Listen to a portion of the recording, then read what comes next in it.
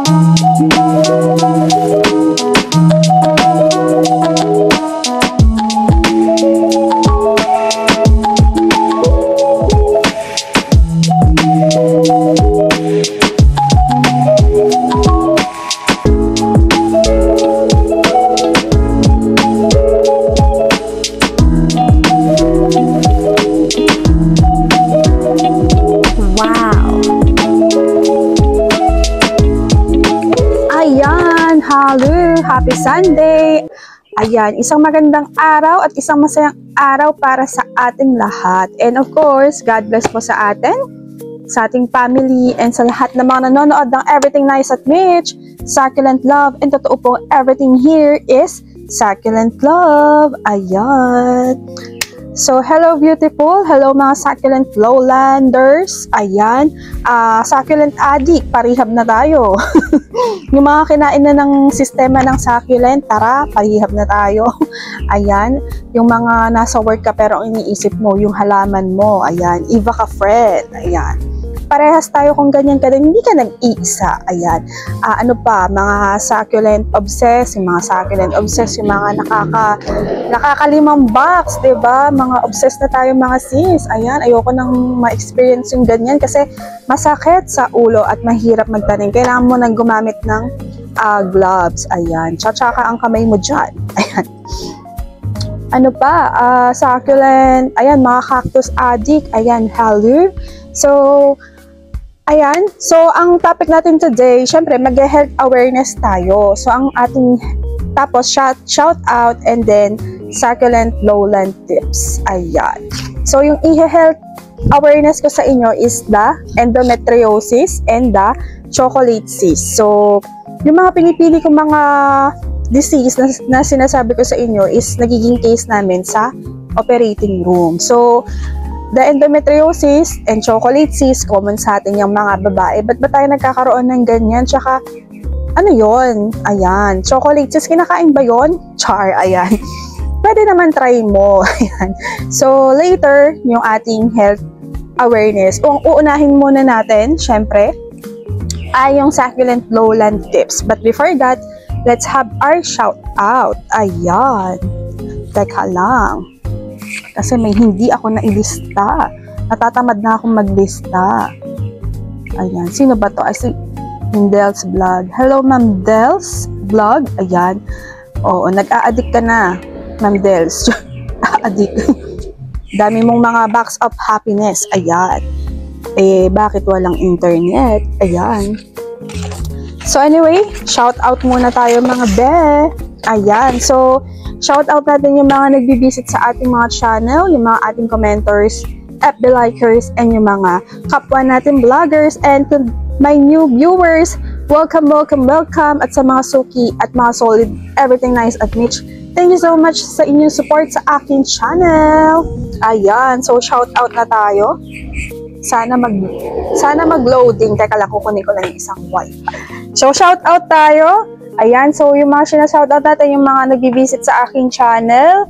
So, nakakatawa from the other country is may nagbibisita sa aking channel and na-appreciate din nila yung mga collection natin. Thank you so much. So, una natin isa-shoutout. Una natin isa-shoutout is si Ma'am Garden Break Time with Rina. Please do subscribe din po sa kanyang channel. It's more of the succulent. Ang gaganda ng mga succulent niya. So, she's from California, pero Pinoy siya. Ayan. Ang gaganda ng mga succulent niya, as in, wow, gano'n. Wow, as in, wow. Talagang, pagka sa abroad talaga, na iba talaga yung ganda nila eh. So, ayun, si Ma'am Rina pala is from Nueva Ecija, kababayan ko din pala siya. So, sabi niya, taga ano lang siya, Bacal 2, Talavera. So, malapit lang siya dito kasi yun sa amin, Muñoz, tapos Bacal 3, Bacal 2. So, malapit lang. So, sa Bacal 2 kami bumibili ng pang-garden. Ayan. Doon kami bumibili ng mga pang-garden, mga bato, mga pebbles, ganyan, mga paso.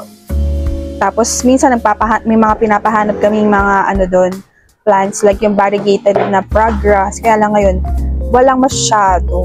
So, ayun. So, small world, diba? Parang nakalagay kasi doon sa vlog ko na Muñoz, Science City, Muñoz, Nueva Ecija. Tapos sabi ni Ma'am Rina, taga Nueva Ecija ka pala, ay taga Muñoz ka pala, sabi niya, parang ganun-ganun. So, yun, nagchika-chika. So, yun nga, small world at nakakatawa, diba?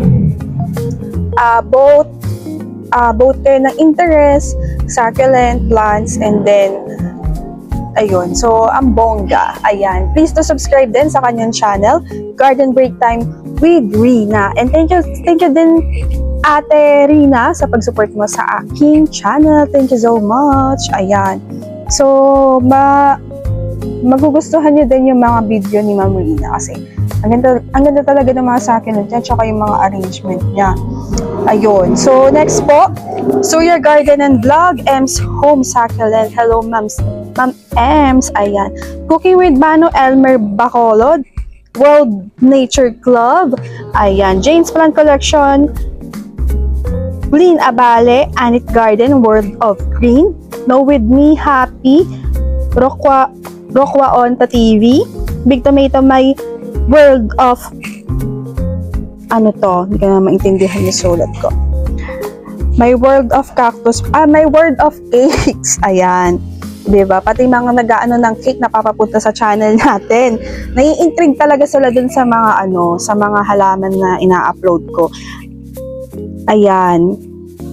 Nasaan na ako? Mas Beb, Diana Carlos. Hello sis. Tons Bay Vlog. God is Control. Dels Vlog. Ayan. O diba? Bongga ka, Ma'am Dels. Ate Joyce Garden. Grow with Lynn. Hello mga sis. Please do subscribe din sa kanilang mga channel. Ayan. Ito na nga, naulit din. Security Lover Nature TV. Succulent Garden. So, more of the succulent. From din si Mame, California. Tapos parang nga siya? Korean? Parang ganun. Tapos, It's Succulent King. Ma'am Alma Campomares. Succulent Daily PH. Potted Sunshine. Addicted to Succulents. June Rain Mangkaw. Yum Yum Cactus from the India Primitive. Ayan. Sir Primitive, thank you so much sa lagi mong pag-support at panonood din sa aking vlog. Thank you. Hashtag Garden.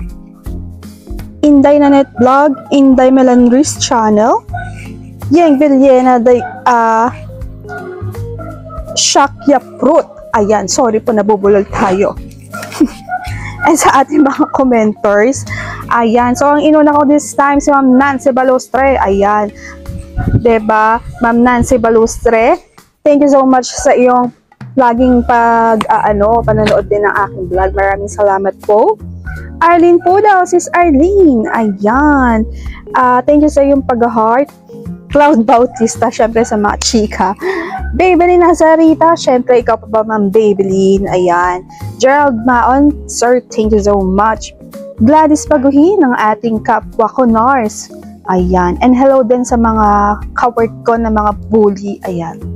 So, kahit sila, na-intrigue din sila sa mga sa mga cactus. Ang dami nilang tanong, talagang dami naman tanong nito, manong manood na lang, char. Ayan. Mickey Salas, MGB Baby Cora Santos, Bining Texon. Hello, Ma'am Bining Texon, thank you so much. Flor de Liza Mendoza, thank you po sa pag-heart pati sa FB. Sir Randy Suarez, thank you din. Pampri Malani, Promise Rodriguez, Mom's Break Time, Marvic Bagwal, thank you so much, Ma'am Marvic Bagwal. Minsan, sa pag-share nyo dun sa aking vlog, Ayan, Lourdes Areza. Ayan, si Ma'am Lourdes Areza. Hello po! Hi, Ma'am Lourdes. Ayan, wish you a good health every time. Ayan. Sino to? And then, Ma'am Maura Lulu. Thank you so much everyday. Good morning. And si Ma'am Luisa Abejo na ulit yata. Ayan. So, today, ang itatopic natin ay succulent lowland. So, later, yung health awareness, yung endometriosis, kasi nga meron kami naging case na ganun. So, marami kaming naging case na ganyan dati sa pinag-workan ko. Marami kaming naoperahan na ni endometriosis. Ayan. So, succulent lowland tips muna tayo mga besh. Ayan. So, meron akong mga nababasa sa ibang vlogger, hindi po sa akin sa iba. Sabing, ano kasi siya parang houseplants and nagsa-succulent din, cactus, ganun. So, sabi ang nababasa ko karamihan talaga sa kanya is sinukuan na nila yung mga succulent kasi nga okay sila ilang araw, ilang weeks, ilang buwan, tas after ilang buwan is nadededs na. Kaya yung iba sinusukuan talaga yung saxis. Tapos meron pa ako nabasa, hindi sa akin sa ibang vlogger to. Sabi niya, ma'am, sinunod ko naman po lahat ng ng advices nyo, pero namamatay pa rin yung succulent ko. Diba? Yan talaga yung kasi yung succulent talaga, matricky talaga sila. So, ayun, marami na nga talagang sumuko sa mga saxis. Sa totoo lang, marami nang bumigay, kasi parang, yun nga, sayang yung pera ko kasi namamatay yung mga succulent, diba? So, totoo naman din yun. But anyway, mag-succulent lowland care tips tayo. So, hopefully, makatulong yung aking succulent lowland care tips. Though may mga ginagawa na akong mga video, diba? Care guide, ganyan. But, every year is parang nadadagdagan pa yung natututunan nyo. So, sa mga old viewers ko, alam niyo naman, dami ko na din namatay na saxis, pero hindi ka naman din sinukuan. Dadagdagan lang din ako ng ibang mga halaman like the astro, Kiko, Mirio, ayan, nagpa-flowering na siya. Ayan, bumuka na siya. Tapos, ano pa ba nalagdag sa akin? Yun, mga gymnocalycium. So, yung mga gymno kasi, hindi, pagka konti lang yung hawak mo na gymno, hindi nyo sila ma-appreciate. Kapag isa lang yung hawak mo na astro, hindi mo rin siya ma-appreciate. Kailangan madami. Tapos, pagka matutuwa kasi kayo, iba't ibang cactus, iba-iba din sila ng behavior, characteristic, iba-iba sila ng ganap. So, hindi porky cactus is same na same sila. So, iba-iba rin. Parang sa, succulent, iba-iba din sila. May matubig, may maselan, may ayaw ng hinahawakan, yung mga ganon. Ayaw ng pineplex, ayan, ayaw ng nababate. So, may mga ganon din. So, ganon din sila. Ang nakakatawa kasi sa astro, pag nag-unboxing ka, hindi ka matutusok, wala kang pa rin na naiingatan. Pag naman cactus, lagi wala kang pa rin ng iingatan, tutusok ka naman. Tapos, lalo na pag marami kang namay, tapos ang dami mong in-unbox, ang sakit sa kamay, mararamdaman mo lang yan after ng unboxing. Pag naman succulent, ayan, iingatan mo kasi may barina. Tapos, meron nagmamashi. Di ba? Ganon. So, iba-iba. So, sa cactus, hindi nasasayang yung pera ko, tsaka sa astro, pero sa saxis. Oo. Ayan. So, honest lang tayo lagi. So, yun nga. Hopefully, may lowland care tips pa rin. Siyempre, taga Nueva Ecija po ako. Ayan. So, hello sa mga taga Nueva Ecija. So, originally, I'm from Cabanatuan City. So, yung jowa ko ang taga dito sa Muñoz, Nueva Ecija. Ayan. So, let's go sa succulent lowland care tips. So, pag sa Highland, maganda talaga yung mga succulent sa ibang bansa, di ba? Parang, ganda naman yung succulent mo. Tapos, pagdating dito sa atin, ang tsaka, ang dry, di ba? Kasi dito sa amin, sa Nueva Ecija, pansin ko, kahit na anong gamitin kong soil dati, dry siya. Kahit bumili ko ng commercialized, dry pa rin siya dito. Kaya lahat ng mga ginagawa ko dati, iniba ko. So nag-loam soil ako kasi super dry ng soil dito sa amin talaga. Kahit na anong gawin ko, dry siya. Kaya nag-loam soil ako. Yung loam soil kasi moist eh. Tapos nagpalit din ako ng fertilizer. Gumamit ako ng sa bunny po pa ako naging nag-stick around. So ayun, so 'di ba, pag nasa ibang bansa, ay ang ganda naman ng success niya, gusto ko rin. Tapos pagbili mo, wala eh, ganon. So yun, kasi ang sa succulent talaga, ang i-consider talaga natin is yung location mo. Pwede ba? Kasi kailangan mahangin, kagaya ngayon, hinahangin tayo dito. At pangalawa, may morning sunlight. Pag may morning sunlight pero hindi mahangin, hindi pa rin sila okay. Mas gusto pa rin nila yung dalawa. Morning sunlight tapos mahangin. Oo, yun yung gusto nila. Kasi yung bahay namin sa Cabanatuan, nilagyan ko ng success. May morning sunlight pero hindi siya ganun kahangin. Namamatay pa rin kahit na may morning sunlight. Ang natitira lang yung mga tomentosa, ano pa ba? Basta yung mga ganun lang. Yung mga mabubuhay sa shaded, ganyan. So, from that, kailangan talaga may sunlight at mahangin. Kaya sabi ko dun sa kaibigan ko mahangin, tabera ka na lang dun sa bahay namin sa Cabanatuan kasi kailangan ng mga succulent ko ng hangin, sabi ko. Kang pinagsasabi mo dyan. Sabi niya, nilaman ka na ng sistema mo ng succulent mo. Sabi niya ganyan. So yun, kailangan talaga may hangin pa rin. Kaya yung iba, naggagamit sila ng electric fan. So may mga mapapanood kayo na vlogger na mga ganyan. Dito sa Pilipinas, meron silang greenhouse tapos naka-electric fan kasi kailangan talaga may hangin. Kaya yung iba, yung mga naka-rooftop, di ba sa taas, talaga mas mahangin dyan eh. Kesa dito sa baba. So, mas okay yung success nila. Tapos, ang ganda-ganda kasi sakop din nila yung sun. Diba? Ayun. So, kailangan may rooftop ka tsaka greenhouse. So, sa pag-greenhouse, syempre, protektado yung succulent mo. Kaya maganda. Ayan. So, sa mga kagaya natin, wala naman tayong rooftop, wala naman tayong greenhouse. Isasayanayin natin sa araw yung ating success. Ayun. So, yun. Location. Kailangan may araw. Kailangan may hangin doon sa iyong lugar. Ayan. So, next, soil mix. Ayan. So, sa soil mix, alam naman natin, kailangan drainable, ganyan. Pero, kahit ano namang soil mix mo But sa Benguet, diba, si Ma'am garden soil lang ginagamit ng iba. Yung iba ko ding mga tinatanong ng mga seller, mga garden soil. Okay naman. Okay naman yun sa kanila, pero sa atin, gumamit na tayo ng commercialized na lupa, magandang klase ng lupa, lahat ng kagandahang lupa, binigay na natin, pero walay pa rin. So, ayun, nasa pagtutubig mo rin talaga. So, kailangan familiarize ka dun sa success mo. Ang mga kulot success is matubig. Ayan. Kagaya nitong si Prills. Ayan. Hindi ko pa inalis yung nito. Ayan. Ang mga Lawi Prills, ayan. Ay, Prills pala, sorry. Ang mga Prills, matakaw sa tubig. Ayan. Matakaw sila sa tubig. Tapos, shimawa sa tubig to. Nagtataka ako, bakit ako every 2 days ako nagtutubig? Nagda-dry out pa rin yung leaves niya. Pero konti lang. Kasi, hindi ko siya pwedeng lunurin sa tubig. Yan ang huwag yung gagawin. So, ayun, pag nagtutubig din kayo, consider nyo yung pot. Baka sobrang laki ng pot nyo. Minsan kasi wala na tayong choice, kaya malaking pot yung gagamitin natin.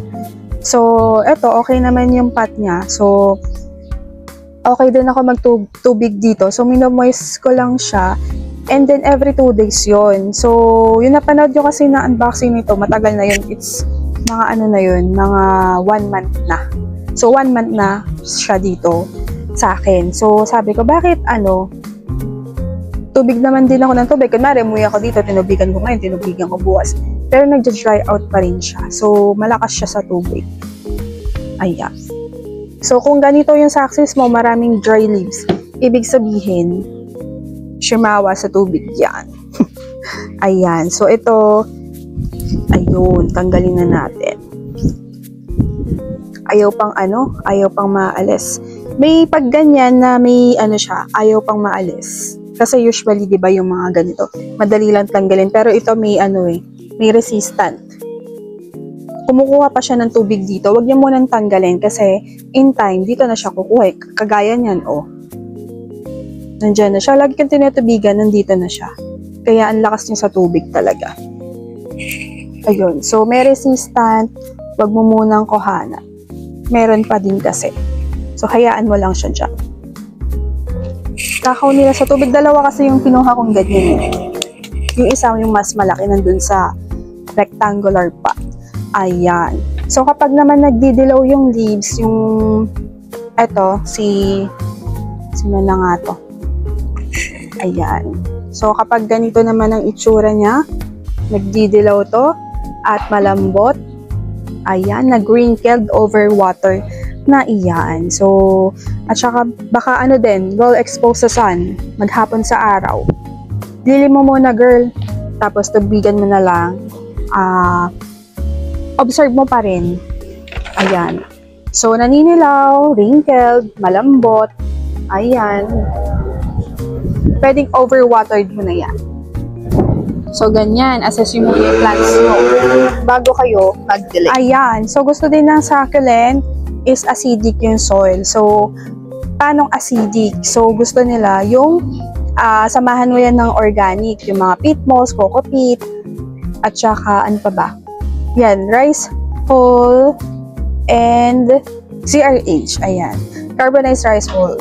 So, rice hull. Ayan. So, sorry na ulit sa mga perfect. Ayan. So, yun lang para maging acidic. So, yun yung gusto nila. Tapos, huwag kayong kumamit ng fresh na ipa kasi source ng fungi. So, mas maganda bulukin nyo yung ipa. Hindi ka naman sinasabing huwag kang gumamit ng ipa. Ganyan.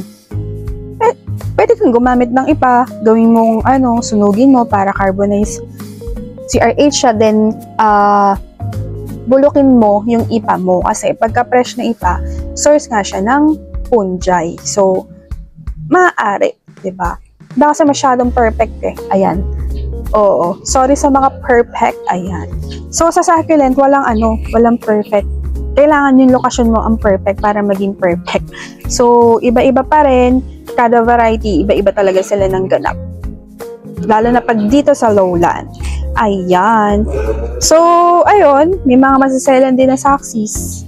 Diba? Yung mga mahawakan mo lang or yung kunwari, sa lokasyon na to, nandito yung succulent mo, tapos pag nilipat mo, biglang namamatay. So, kapag ganun, meron kang succulent na palaging namamaalam, at pagkabili mo ulit, nasa lokasyon siya, at umokay siya, wag mo nang galawin. Kasi, pag ginalaw mo, minsan namamatay sila. May mga ganun. So, ang tinatanong ko sa mga ganyan is, Ma'am Wee, sabi ko, Ma'am Wee, ganun din ba yun sa'yo? Kapag nilipat mo ng location, is nasishigpay. Sabi niya, yes. Kasi yung sa Labre Rose ko noon, namatay yung binili ko sa kanya, pero nakapag-save ako ng isa. Sabi niya, nung nabuhay ko din yung ibang Labre Rose from the garden top, sabi niya, wag mo nang galawin yan, hayaan mo na muna siya dyan. Pero nilipat ko din, okay naman, kasi, naka-ROS na yung mga Labre Rose ko. Ayan. So, yun, kapag dating dito sa atin sa lowland, is, di ba, pagkatanim mo, i-shaded mo muna. Di ba, ganon? 1 week, yung iba 2 weeks, pero ako, 1 week, kailangan masanay na sila agad sa araw. Kasi kapag tinanim mo ngayon, tapos shaded mo siya ng 2 weeks na ganun katagal, pag mo sa araw, kagaya ngayong summer, iba yung araw, sobrang init. Sunog na siya agad. So, ako 1 week. Minsan nga hindi na inalagay ko na agad sa araw. So, ayun. And then, pag nagte-train tayo ng succulent, di ba yung ito kagaya nito nasunog siya. Pero ngayon, di na siya nasusunog. Nung paglagay ko sa araw nito, nasunog. Tapos sinayaan ko na lang. Nilipat ko lang ng konting hindi masyadong maaraw. Pero ngayon, mas maaraw eh. Lumipat na naman yung araw eh. Ayan, kahit maghapon na siya sa araw, hindi na siya nasusunog. So, kailangan yung i-train yung succulent nyo sa araw, tsaka sa lokasyon nyo. Kapag bumili kayo ng potted, huwag nyo munang ilipat agad sa ibang pot kasi sila naninibago din sila sa lokasyon. So, ang gawin nyo, sanayin nyo muna sa lugar nyo yung potted nyo na biniling succulent or even plants. Tapos, after a week, iripat nyo na sa ibang pot. So, ganun. Kasi minsan, pagdating sa inyo, niripat mo agad yan. Minsan, nagsishig pa eh. At sabi mo, ay, sela naman. O, diba? Masela naman, di naman fruity, mga gano'n. Ayan. So, another consideration din, ayan. Si seller sa pag-air dry niya. So, kapag maganda yung air dry ni seller, is maganda yung dating sa'yo ng succulent. Kapag pangit ang air dry ni seller, maselan ang succulent. So, ganon. So, kailangan mas matagal ang air dry, mas matibay sa lowland yung succulent. And ano pa i-consider nyo kay seller? Kung outgrown yung succulent niya, kung outgrown, ibig sabihin sa labas ng greenhouse, strong siya pagdating dito sa lowland. Pero kung pure nasa greenhouse is pagdating dito medyo nag-i-inert sila tapos madaling masunog. So yung mga outgrown, hindi mo na sila itatrain sa araw. Kaya na nila yung araw maghapon. So may mga seller ako nabibilan na ganyan. Tapos sabi ko, ba't itong succulent ito pagkatanin ko, pinaaraw ko, hindi naman nasunog. Pero yung iba is nasusunog kasi nga, yung iba, naka-greenhouse talaga. Well protected, kaya maganda at saka nakinis. Ayan, naka-greenhouse, protektado, ganon. So, kapag hindi naka-greenhouse, kagaya ko, ROS lang. Minsan, may mga sila, para silang ano ba tawag doon? Basta, tsaka sila, hindi sila ganon kakinis. Ayun, so pagka kay seller, humingi kayo again ng picture bago nila i-repack para malaman mo kung kompleto yung binili mo para hindi ka na ulit bibili pa. Minsan kasi sasabihin, ay nakalimutan ko po, okay lang po ba sa next shipping? Tapos syempre, pag sa next shipping, bibili ka na naman. Tapos, may minimum, minsan may minimum, ganyan. O, diba? So, kailangan ka din, alisto. So, humingi ka ng picture ng complete. At baka nga may kulang. Ayan. Tsaka gagastos ka na naman ng shipping fee. O, diba? Mamamasahe ka pa. O, gastos-gastos yan. So, ayun. Ano pa? So, fertilizer. So, ako nag-stick na ako kay bunny poop. Dati ang ginagamit ko, vermicast, almus, or chicken manure. Pero sabi ni Mami, mainit daw kasi yung chicken manure. Mainit din daw siya. Yun, Carabao's manure, pero konti lang. May mga vlogger ng succulent na gumagamit ng Carabao's manure. Like si Lele Succulent, every 6 months naglalagay siya ng Carabao's manure, pero konti lang.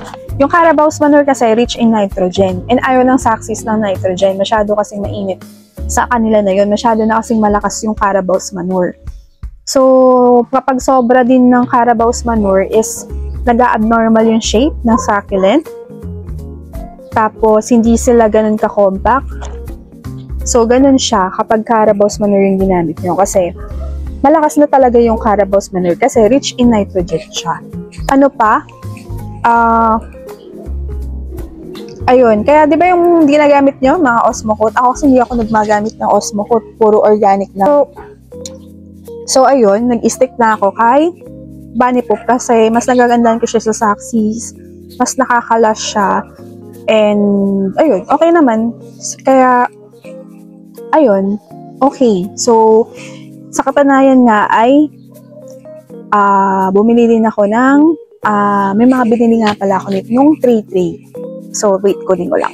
So, ito yung mga pinagbibili ko nung 3-3. 3-3.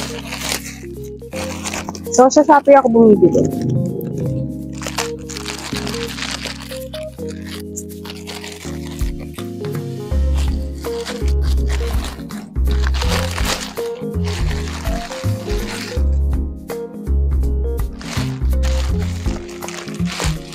Ayan. So, this is Plasman or Sipit Moss. Ayan. Recommended use for better aeration mixed with any pumice or perlite. Ganyan. So, ayan siya. Plasman.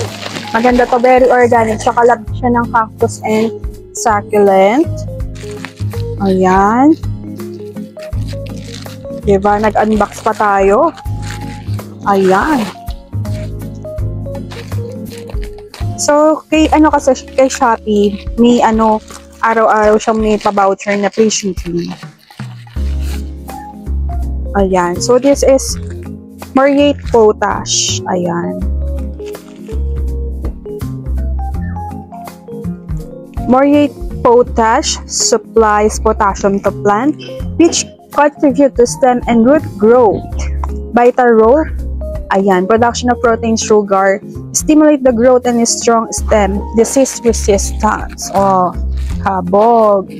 Tsaka bumili din ako ng lime, agri-lime, pampa-acidic ng soil.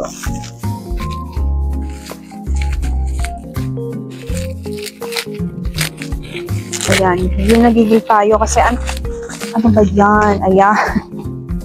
Ayan, agricultural lime. Ayan.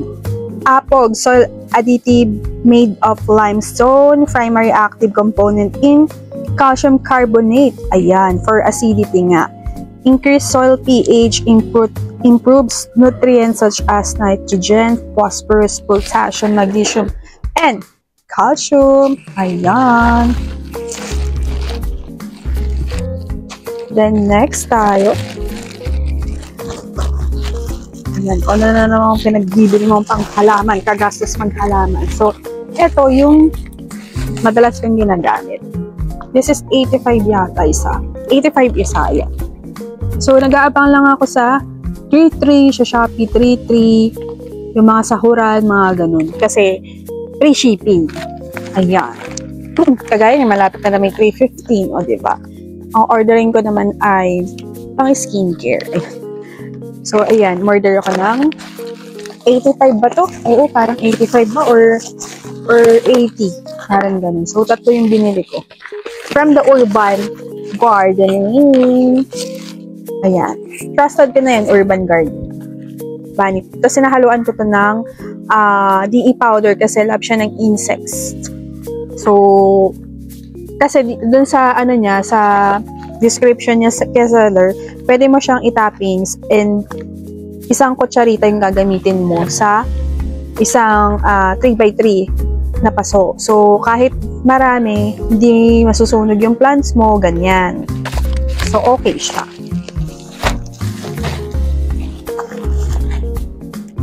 So, meron pa tayo. Ito kay sino na nga to? Hype Socks. Ayan. Napakabilis nito mag-ship. Mga 5 araw. Charot. Hindi, mabilis siya mag-ship. Lately, nagkulang daw kasi ng isang pat, kaya nagtagal. Alam ko kasi mabilis siya mag-ship. Lately. Ba't ka ako ang tagal?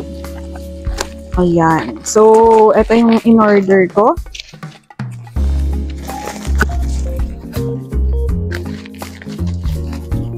Tsaka well pack talaga siya eh. Tsaka maayos siya mag-pack. Well pack tsaka maayos mag-pack.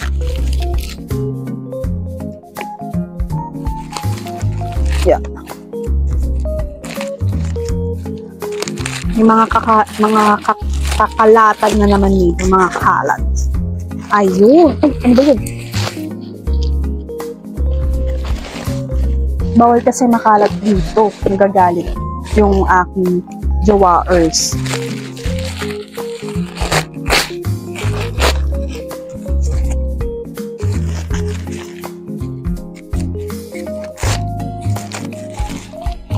Ayun, finally na-open na natin. Well pack kasi. So, bumili ako ng Masato soil kasi may darating ako na na targeted na astro. Ayun. So, kaya nag-order ako ng ganito. Tsaka mga turtle. So, sa astro, ang ginagamit ko po ay Masato soil. And, syempre, may pa-free lagi yan. Free perlite. Ayan. Ba't naman durog-durog? Ayan. Maliit yung pa-free, dati malaki. Sabihin kong ganyan. Ayun, may pa-free, maliit. Charot. Ayan. Tapos eto, magkano nakabili ko dito? Parang 155. Ayan. So, ayan siya. Bakit ganon? Luma. Parang luma yung iba.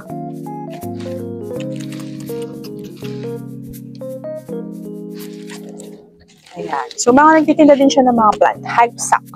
Search nyo. Ayan. So, yun din. Kapag mag-ingat ka din sa paggamit ng fertilizer kasi pag nasobrahan ka, lab na lab yan ng mga insect at saka ng mealybugs. Ayan. Especially mealybugs. Ayan. So, kapag reach sa fertilizer mo, again, yung iyong Saxis, favorite niya ng mga insekto. And si mealybugs, ang ginagawa niyan kay Saxis, para siyang kuto. Ayan. Sinisip-sip niya yung, parang ganun sa kuto, sinisip-sip niya yung dugo sa scalp, diba? Yung kuto. Sa Saxis, yung juiciness ng halaman, yung sinisip-sip niya. Kaya lagi siyang nakagitna. Ganun siya. So, para siyang kuto. Ayan. And kapag nasobrahan ka din sa fertilizer, maninilaw yung succulent mo. Magtataka, ba't nanilaw to? Hindi naman to na overwater.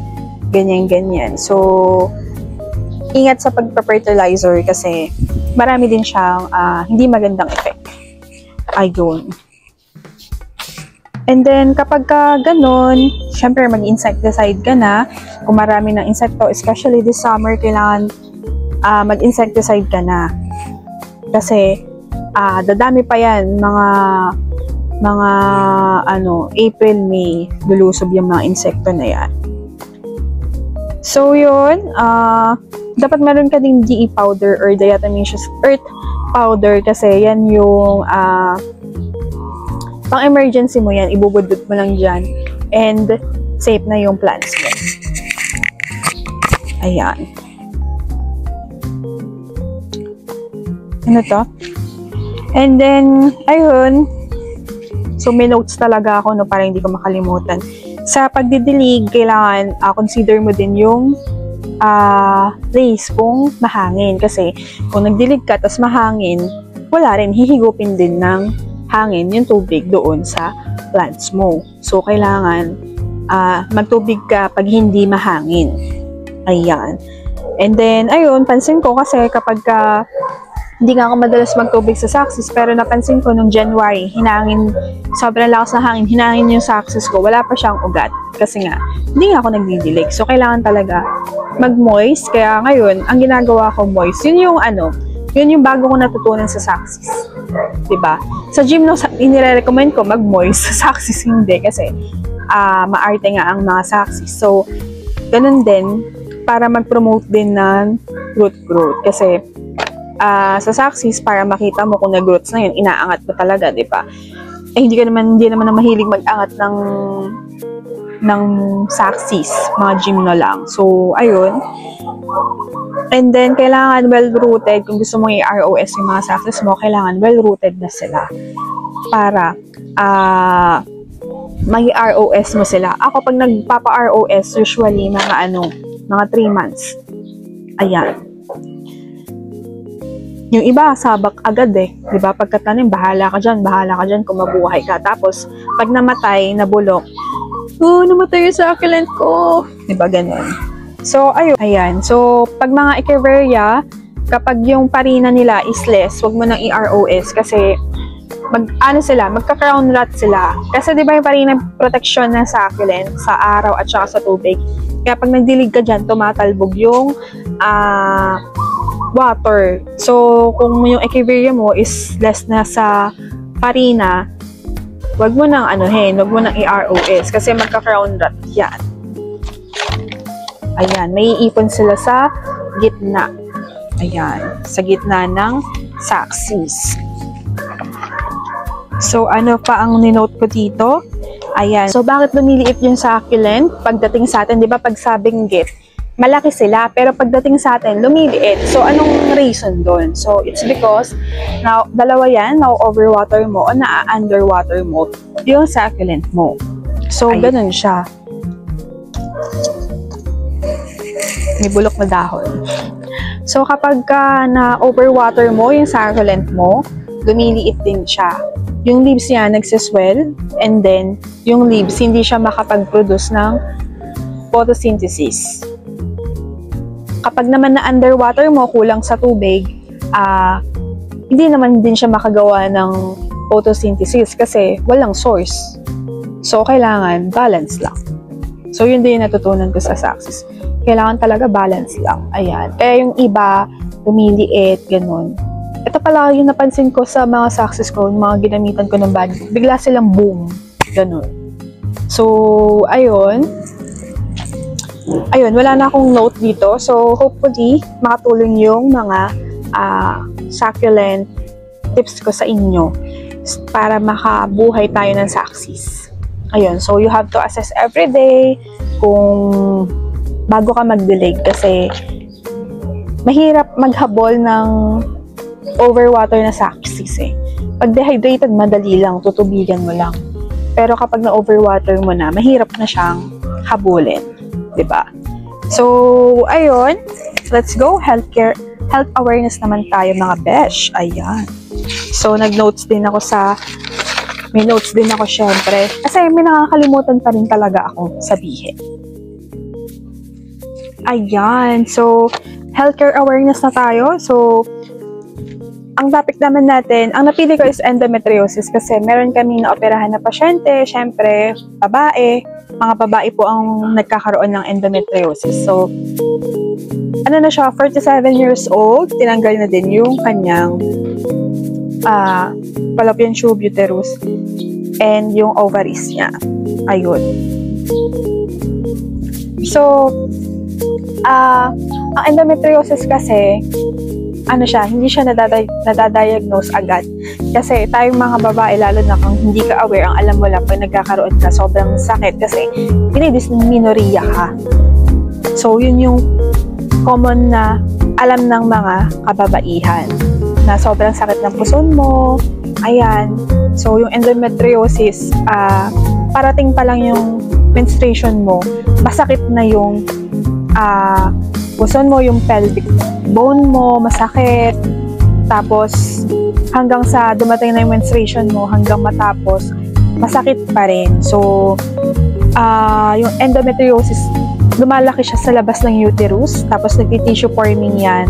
And then, kapag pinabayaan mo yan, is nagcha-chocolate cyst siya. So, kinakain po ba yun? Pwede mo naman kainin din. Ayan. So, chocolate cyst, bukol siya, na ang laman niya is old blood. Kaya siya tinatawag na chocolate cyst because yung kulay niya, red-brown. Ang pinaka nakita kong kulay niyan, para talagang chocolate, hindi siya talaga lumalabas. So, dun sa pinagbubarkan ko dati, dun kasi puro mga gynae and OB cases talaga yung inooperahan namin. Madami kami naoperahan na ganyan. So, lately, yun nga, tinanggal na nga din lahat kasi hindi naman na niya gagamitin kasi may edad naman na din si Madam. So, ayun. Yung endometriosis, lumalaki nga siya doon sa labas ng uterus. So, nagti-tissue form yan. Tapos, sobrang sakit niyan. Talagang yung mga pasyente, ang napapansin ko talaga sila sa kanila. Hindi sila makangiti. Simang kung simang, talagang magpapalit ng patient gown is hindi sila talaga masaya. Ayun. So, ano pa naka-note ko dito? So, kapag yan napabayaan nyo, kumakabit yan sa minsan sa fallopian tube, sa ovaries, and masaklap sa bladder. Ayan. So, kapag kumapit yan sa ovaries, syempre, kung gusto mong magbuntis is may hirapan ka kasi nga nakakapit dun yung endometriosis or yung chocolate cyst. Ayan. So, ano pa? Wala pang So, the cause is unknown sa endometriosis. Wala pa ding gamot. So, idiopathic pa siya, ibig sabihin, until now, hindi pa rin alam kung bakit nagkakaroon ng endometriosis ang isang babae.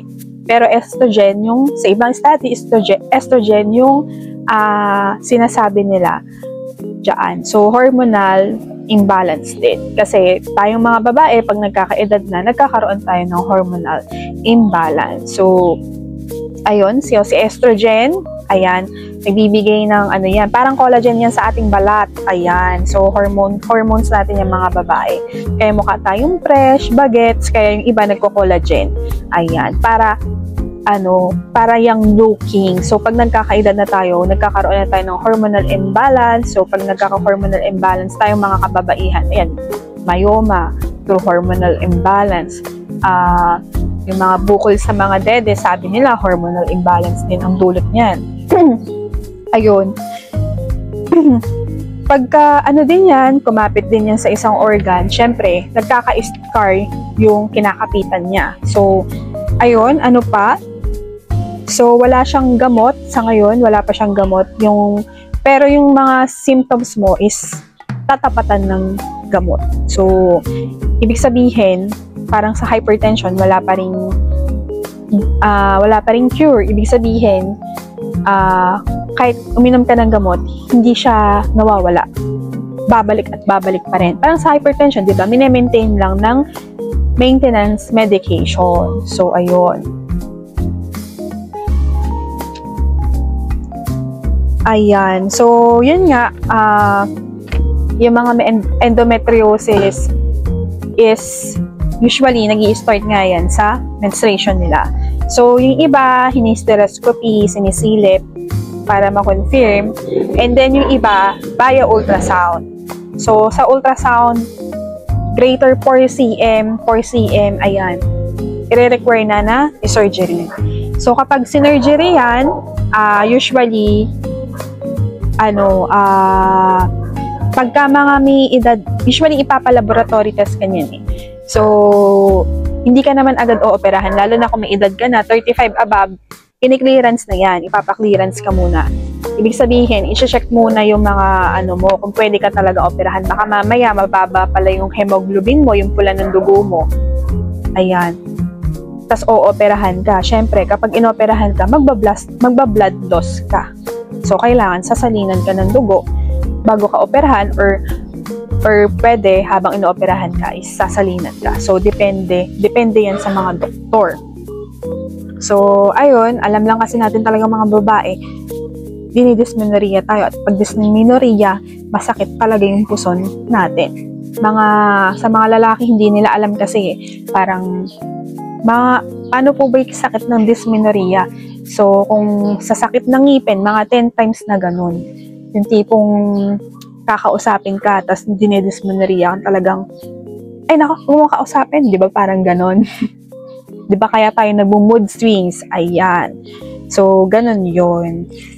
So, pag mga matatanda, di ba, kay sungit-sungit, ayan. Kasi wala na din silang ganun. Estrogen. Ayan. So, ano pa?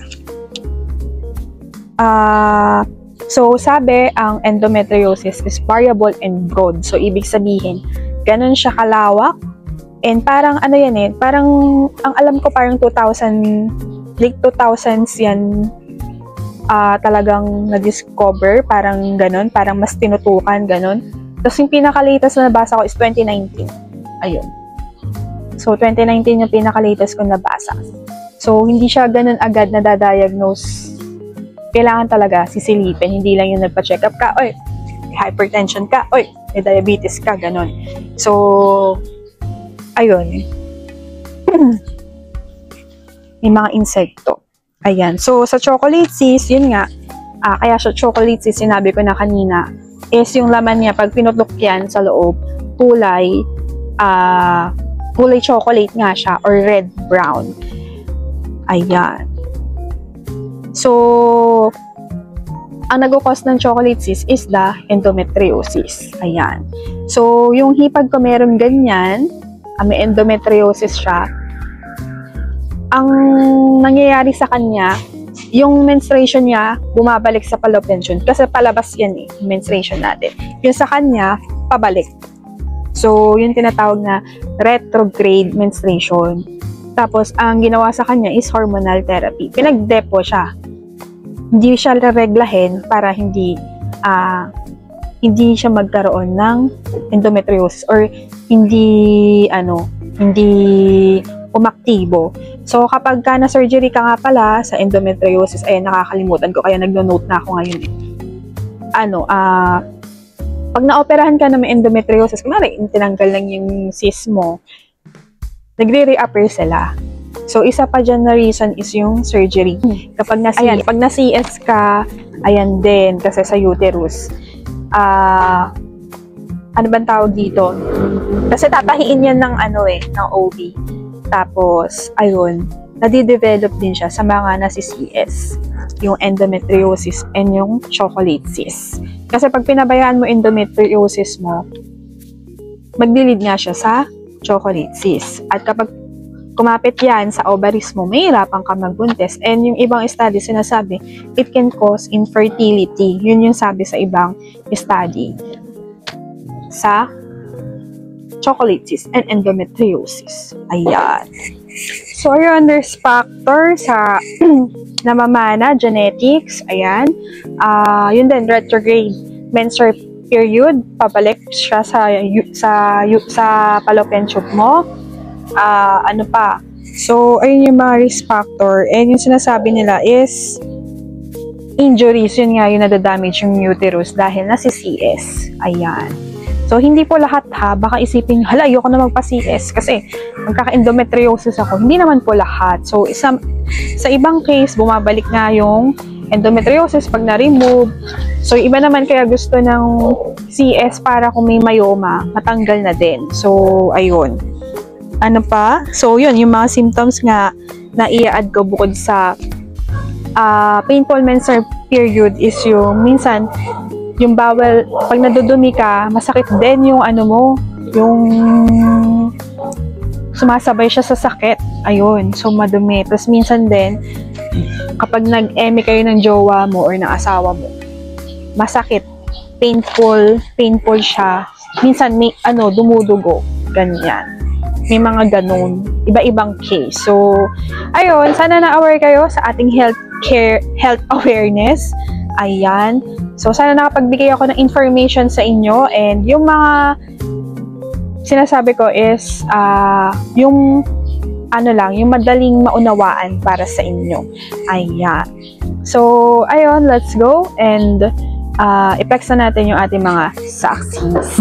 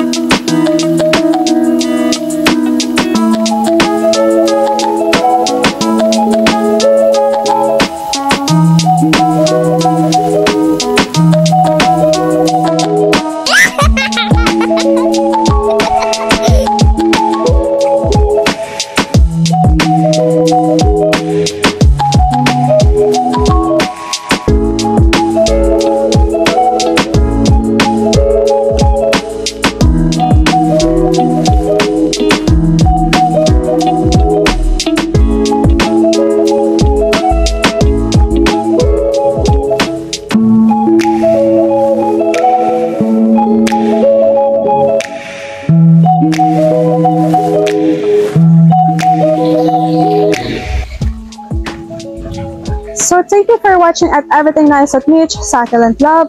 I hope nag-enjoy kayo sa ating vlog today at meron kayo natutunan sa aking ganap today, diba? Ayan. So, thank you din sa mga nag-support at hindi nag-skip ads at tumapos Ito ang aking vlog today. And ayun, maraming salamat sa inyong mga support. Thank you so much. Ayan, so abangan niyo po ang ating vlog everyday at 7 p.m. Huwag niyo pong kakalimutan iyan. At ang ating mga new collection, abangan niyo po iyan. So thank you for watching, and this is your nurse Tita saying, God bless po at lagi mag-ingat.